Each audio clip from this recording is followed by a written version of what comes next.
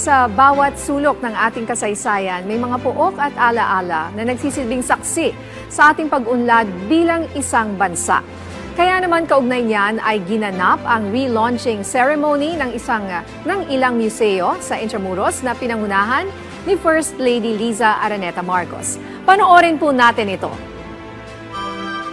Ang kahalagahan ng pagpreserba ng ating kasaysayan ay hindi lamang nasusukat sa mga aklat at silid-aklatan, kundi higit sa mga puok pamana tulad ng mga museo kung saan personal nating nakikita ang mga ito.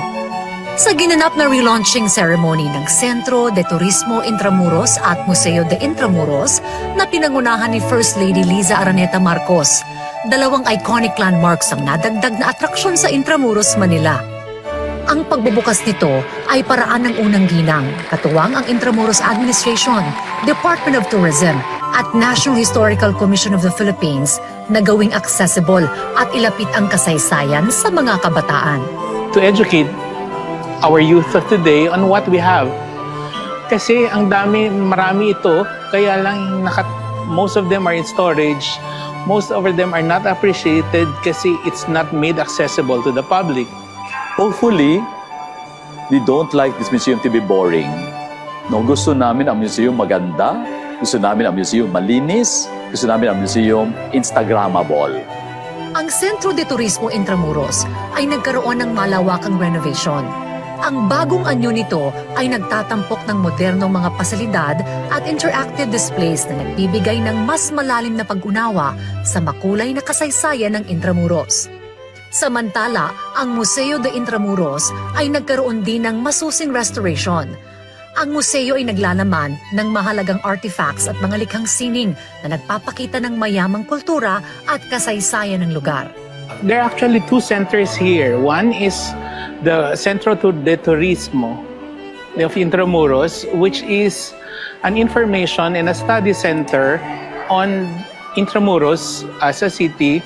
Ang pangalawa naman ay ang Museo Intramuros, which houses the ecclesiastical collection that was purchased in the 70s by then Imelda Marcos and Jaime Laya, as they were the ones who spearheaded the restoration of Intramuros. Present sa event na ito ang ilang local and national officials, Senate President Francis Chis Escudero, Senator Robin Padilla at Senator J.V. Ejercito. Yung mga ganitong proyekto ng ating gobyerno, ng ating unang ginang, napakaganda po na suportahan natin sapagkat ang nakasalalay po dito ay yung kinabukasan ng ating kabataan. Buksan ang kanilang isipan sa murang edad, yung para malaman nila yung ating pong pinanggalingan, yung ating pong kasaysayan, at siyempre lalo na yung heritage. Opisyal na magbubukas ang Centro de Turismo Intramuros at Museo de Intramuros sa publiko sa darating na November 26. Bukas ito tuwing Martes hanggang Linggo mula 9 a.m. hanggang 6 p.m. We hope that you can come and experience Centro de Turismo and Museo de Intramuros and enjoy Manila in general. No? Dito tayo nagmula. So, sana maipagpatuloy natin. Ang mga programang ito ay mahalagang hakbang upang ipalaganap ang ating kasaysayan at kultura.